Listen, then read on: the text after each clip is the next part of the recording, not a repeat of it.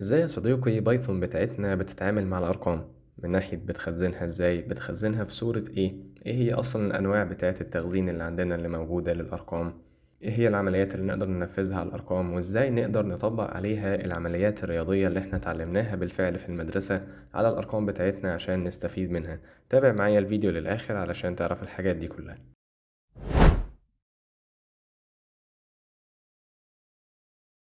بسم الله الرحمن الرحيم. معانا النهاردة الفيديو التاسع من السلسلة بتاعتنا اللي هي بنشرح فيها كتاب بايثون كراش كورس. نشرح النهاردة النمبرز.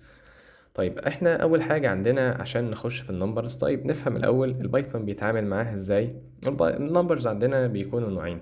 ايه هما النوعين هما الارقام الصحيحة والارقام العشرية. طيب ايه هي الارقام الصحيحة؟ اللي هي 1 2 3 4 وهكذا. وبالنسبة للارقام العشرية بتكون ايه؟ بتكون اللي هي 1.1 1.2 1.3 اللي هي الكسور بمعنى اصح. دي بتتخزن في ايه ودي بتتخزن في ايه؟ عندي حاجة اسمها الانتجرز دي اللي بتحتوي على الأرقام الصحيحة، وعندي حاجة اسمها الفلوتس، والفلوتس دي هي اللي بتحتوي على الأرقام العشرية. يلا بينا بقى دلوقتي نبدأ بأول حاجة عندنا وهي الانتجرز، الأرقام الصحيحة. طيب احنا دلوقتي عايزين ايه من الانتجرز دي؟ عايزين نفهم هي ايه، وده قلناه، دي كانت أول نقطة. وبعد كده عايزين نعمل عليها عمليات حسابية، اللي هو انت دلوقتي بتعمل ايه على الرقم؟ بتجمعه، بتطرحه، بتضربه في رقم زيه تاني، أو بتقسمه على رقم زيه. طب يلا بينا نشوف الموضوع ده مثلا بيمشي ازاي. تعالى نعمله في التيرمينال قبل ما نعمل الموضوع يبقى حاجة فيها كود. تعالى مثلا اقول لك بايثون بيفهم الحاجات دي ازاي، واقول لك ان الموضوع قد ايه سهل وبسيط. لو انت مثلا جيت هنا عملت 2 زائد 3 وبعد كده دوست انتر هيطلع لك 5.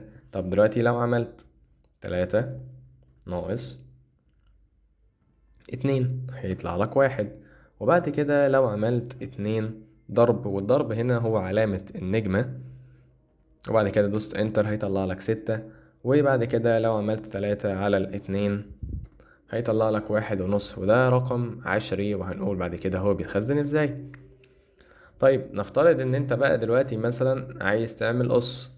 طب والله تعالى نعملها فوق. يعني يلا بينا بقى نخش مثلا، تعالى نعمل برنت مثلا. عايزين نعمل 3 أس 2 اللي هي بتساوي 3 في 3. عندك طريقتين. ايه هي الطريقة الأولى؟ ان انت تعمل كده 3 في 3، واللي هي هتطلع لك ايه؟ هتطلع لك 9. طيب ده كلام جميل. ولو عايز بقى تعمل مثلا بقى ايه، تقول له لا انا عايز اعمل والله قص زي ما انا اتعلمت في الرياضة، فهتيجي عامل ايه؟ هتقول له نجمتين. النجمتين دي معناها ان انت خد لي الرقم اللي بعدهم، حط قص للرقم دوت واطبع لي الناتج اللي هيطلع. فهنحط هنا كام؟ هنحط هنا 2، فهيطبع لي برضو كام؟ هيطبع لي برضو 9، اللي هو نفس الرقم بتاعنا. فدي نقطة مهمة عندنا. طيب عندنا ايه تاني نقطة في حتة العمليات الحسابية ديت؟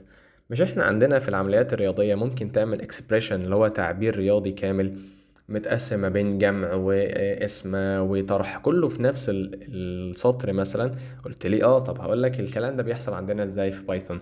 هقول لك زي بالظبط ما بيحصل في الرياضة. تعالى مثلا نجربه في التيرمينال. هنعمل 2 زائد 3 ضرب 4،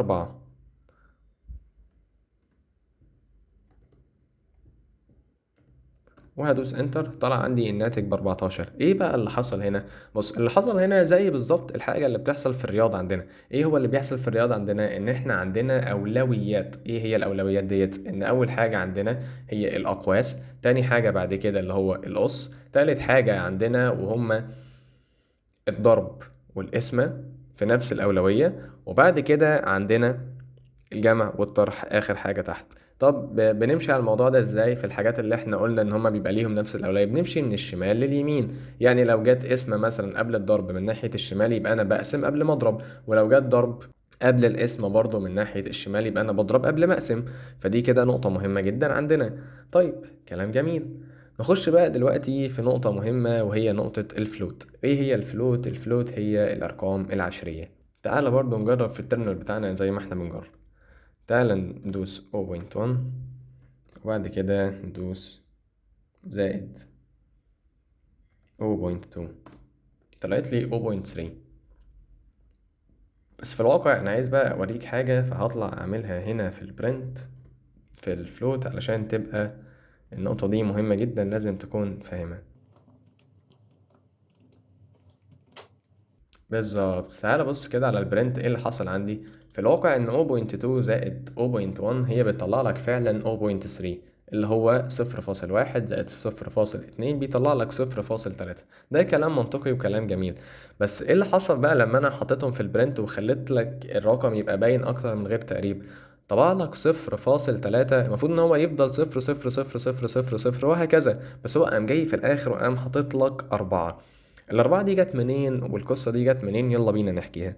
احنا عندنا في الأرقام الصحيحة أو الأرقام العشرية، دلوقتي لما بتيجي مثلا تقسم 1 على 3، بما إن الرقم دوت مش هقدر أنا أعمله، فده تندس to infinity، يعني إلى ما لا نهاية. القيمة بتاعته قيمة إلى ما لا نهاية، فأنا باجي في نقطة في النص معينة وباجي قاطع وعامل تقريب. اللي هو إيه اللي بيحصل بالظبط؟ أنت لما بتعمل 1 على 3 فبيطلع لك 0.3333، وبعد كده بيكتب لك 4 بعدها. ده نفس الكلام اللي بيحصل في البايثون. انت هناك كنت بتمثل ارقام في صورة عشرية، فهنا اللي بيحصل برضو ان انت بتمثلها بس في صورة الباينري بتاعنا. فبيحصل ازاي بقى في الباينري بتاعتنا ديت؟ نفس القصة، هو لما بيروح يحاول يمثل الرقم في الباينري بيلاقي ان الرقم دوت انا مش هقدر امثله. طب انا هعمل ايه؟ هفضل الرقم ده شغال الى ما لا نهاية، وهاجي عند نقطة معينة وهاجي قاطع ومزود بعد كده عامل سيلينج للحاجة اللي عندي ديت. فهو ده اللي بيحصل بالظبط عندنا في القصة دي. فبقى الرقم 0.3000004. وبكده نكون خلصنا الجزئية دي. نخش بقى في الجزئية اللي بعدها عندنا، وهي نقطة لما مثلا عايز احط انتجر على فلوت. يعني تعالى مثلا هنعملها في الترمينال الاول. تخيل معايا ان انا عايز مثلا اكتب 5 زائد 0.1 وهدوس انتر. تتوقع ايه اللي هيحصل معايا؟ طلع 5.1. كلام جميل جدا، بس 5.1 دي رقم ايه؟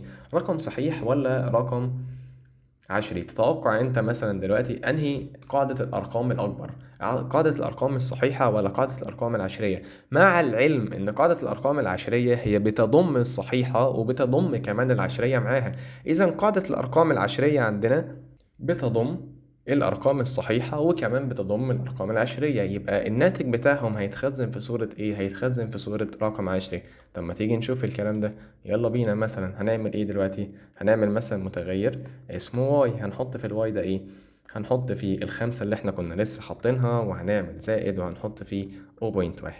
تعالى دلوقتي نعمل برنت للرقم ده، بس احنا مش عايزين نعمل برنت للرقم، احنا عايزين نطبع النوع بتاعه. عندنا فانكشن في الواقع اسمها تايب فهنستخدمها. هنكتب تايب وهنكتب جوه تايب دي المتغير بتاعنا. الفانكشن دي بتعمل لك ايه؟ بتطبع لك نوع المتغير ده. يعني هل نوع المتغير اللي عندي دوت انتجر، هل هو فلوت، هل هو سترينج، هل هو بوليان، والكلام ده كله. طب هنعمل دلوقتي رن. طلع لك ايه؟ طبع لك فلوت. ان احنا دلوقتي خزنا الرقم دوت في فلوت زي ما احنا كنا لسه قايلين من شويه. وفي نقطه تانية، نفترض مثلا ان انا عايز اعمل كده وهطبع مثلا 1 زائد 1.0. تقدر تقول لي ايه الفرق ما بين الاتنين دول؟ الواحد دوت عدد صحيح، والواحد بوينت زيرو انت تشوفه عدد صحيح، بس بايثون ما بيفهموش عدد صحيح. بايثون طالما انت حطيت له البوينت بعد الرقم، هو كده بالنسبة له الرقم دوت رقم عشري مش رقم صحيح. فهنا دلوقتي هو فاهم ان الرقم ده ايه؟ الرقم ده فلوت. طب هو الرقم ده هيتخزن في ايه عندنا معناه؟ يبقى معنى كده ان الناتج بتاعهم هيتخزن في فلوت. طب تعالى حتى نطبع الناتج بتاعهم ونشوف الناتج بتاعهم هيبقى ايه. هل هيبقى 2 مثلا ولا هيكون 2.0؟ دي نقطة مهمة.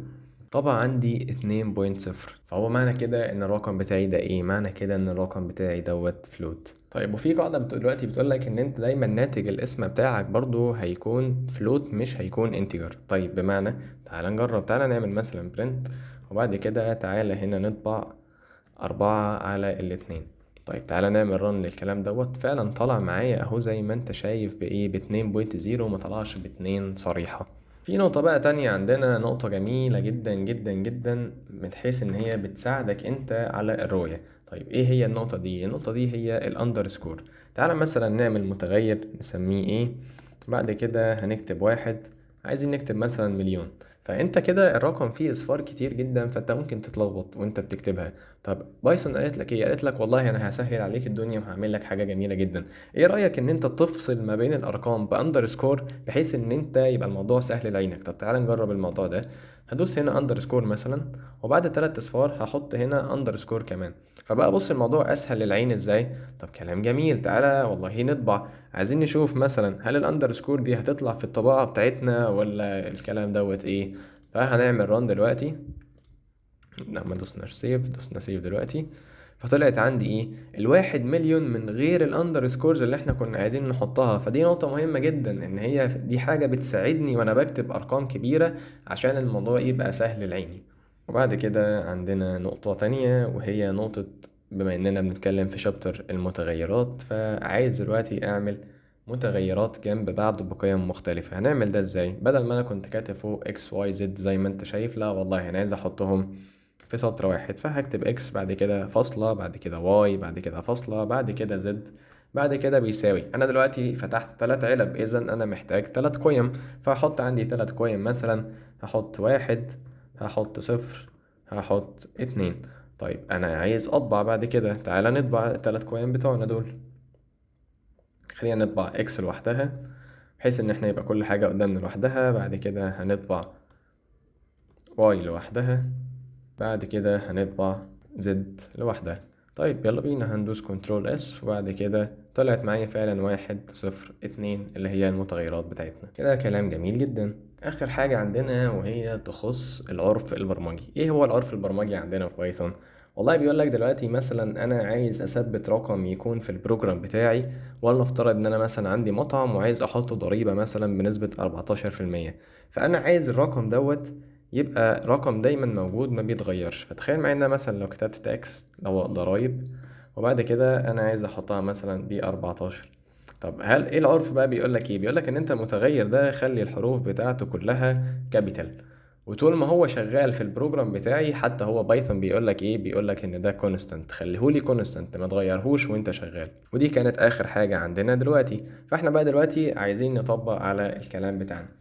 فهو بيقول لك ايه؟ بيقول لك try it yourself. عندنا عايزك دلوقتي تنزل على التيرمينال تحت وتعمل لي 4 قيم يطلعوا لي 8. ايه هي اول حاجة؟ اول حاجة تكون جمع حاجتين يطلعوا 8، وتاني حاجة هي ناقص حاجتين يطلعوا لي 8، وتالت حاجة هي ضرب حاجتين يطلعوا لي 8، ورابع حاجة هي قسمة حاجتين يطلعوا لي 8. طب يلا بينا نجرب الموضوع ده. بس قبل ما نجرب وقف الفيديو، حاول تعملها مع نفسك وارجع لي تاني. هنيجي هنا في الترمينال عندنا، فهنكتب مثلا 5 زائد 3، فهتطلع ب8. وبعد كده مثلا ممكن نيجي نكتب 10 ناقص 2، فهتطلع ب8. وممكن نعمل ايه تاني؟ ممكن نعمل دلوقتي مثلا 16 على 2، فتطلع برضو ب8. وممكن نعمل دلوقتي 4 ضرب 2، فهتطلع 8. طيب ايه هي بقى تاني حاجة عندنا؟ هو عايزك دلوقتي تعمل متغير اسمه الفيفوريت نمبر بتاعك، وتطبع تحت ماي فيفوريت نمبر از الرقم دوت.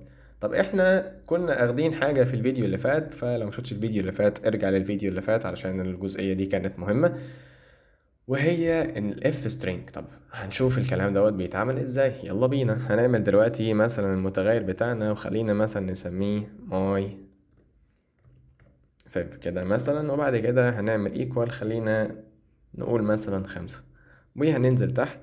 عايزين بقى نطبع المسج بتاعتنا دي، هنطبعها ازاي؟ هنعمل اف اللي هي اف string، وهيطلع لنا دلوقتي. يلا بينا نحط القصة بتاعتنا، وعايز اكتب my favorite number is، وعايز دلوقتي احط الرقم بتاعي ده. هحطه ازاي؟ كنا قلنا ان احنا بنحط القوسين بتوعنا وبنحط فيها المتغير اللي احنا عايزين نحطه علشان نستدعي القيمة بتاعته. فيلا بينا نحط القيمة ديت، وبعد كده هحط فيها ايه؟ هحط فيها اسم المتغير بتاعي اللي هو دوت. وبعد كده ادوس كنترول اس، ويلا بينا نرن. وفعلا طبع لك my favorite number is 5. وبس كده. ما تنساش اللايك بتاعك والسبسكرايب، لان دوت بيفرق معانا جدا وبيشجعنا ان احنا نكمل. وشكرا جدا ليك.